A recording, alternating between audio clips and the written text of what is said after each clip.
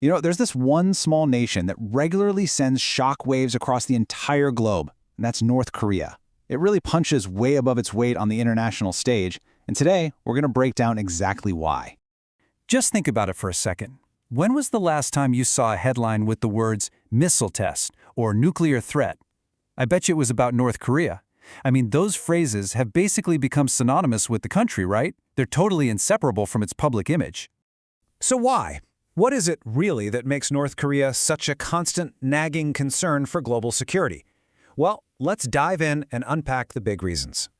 Okay, so it really all starts from the very top. Under its leader Kim Jong-un, the country has this laser-like focus on just one thing: military might. The main goal, the number one priority, is to build up its defense capabilities to be as strong as they can possibly be. And you've got to understand, this one single-minded goal pretty much dictates every major decision the country makes. And look, this focus isn't just talk, it's not theoretical. It has produced some very real and very powerful hardware. So let's get into the specifics. What are these weapons that are causing so much concern around the world? All right, so North Korea has been doing a ton of missile tests, but the really crucial thing here is their range. It keeps expanding. A lot of their missiles can already hit their closest neighbors, we're talking South Korea and Japan. But, and this is a big but, their ambition doesn't stop there. The ultimate goal, what most experts believe they're aiming for, is the ability to strike as far away as the United States. But here's the thing. The missiles, they're only half the story. The other piece of the puzzle, the one that's way more alarming, is the nuclear weapons program. We're talking about the potential for just catastrophic destruction, and that is why every single time North Korea does a nuclear test, it triggers these urgent meetings and frantic warnings from leaders all over the world. So you see what's happening, right? When you take a growing long-range missile capability and you combine it with the developing nuclear weapons program, well, that's it. That is the exact formula that makes North Korea a huge global security threat. Okay, but knowing what they're building is really only half the story. The real head-scratcher here is why. Why are they doing all this?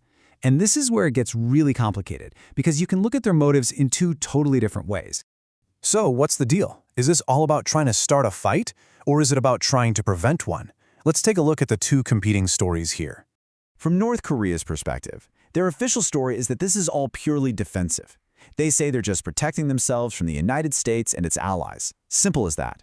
But for, well, most of the rest of the world, these actions look a lot like straight-up aggression, a really dangerous threat to global peace. And, this whole situation isn't just about one country. Not at all. North Korea's actions create these massive ripples that pull in a whole web of international players, and every single one of them has their own agenda. So let's zoom in and see how this all plays out in the region. Okay, first, you've got its next-door neighbors, South Korea and Japan. For them, every single missile test is like a blaring alarm bell. That, in turn, gets the United States to run joint military exercises with them, to show defensive strength. And then you have China. This is North Korea's most important ally, and they're trying to walk this incredibly fine line. On one hand, they give support, but on the other, they're terrified of an open war that would just completely shatter stability in the region. So with all these different interests clashing and the threats getting bigger, the world is pretty much left in this super tense standoff. And the main tools being used are a mix of economic pressure and a lot of military posturing. The number one tool used by the international community: economic sanctions. The whole idea behind piling on these sanctions again and again is to squeeze North Korea's economy, to make it really, really hard for them to pay for their weapons programs. And yet, here's the harsh truth. The sanctions haven't really worked.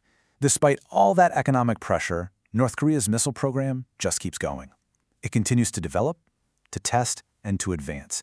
And that fact, that failure, is what has the world so worried.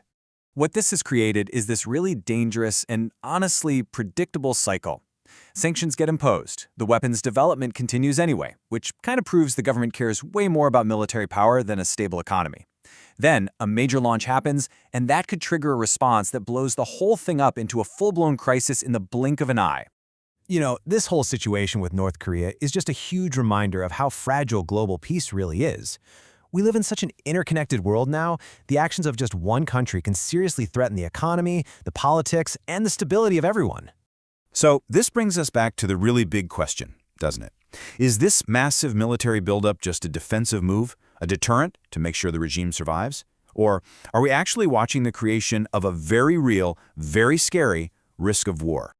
At the end of the day, the biggest goal for world leaders is to somehow get this situation under control through diplomacy and peace talks. Because let's be real, if a conflict does break out, the damage isn't going to be contained to just one region. No way. It would have absolutely devastating consequences that would be felt all around the globe.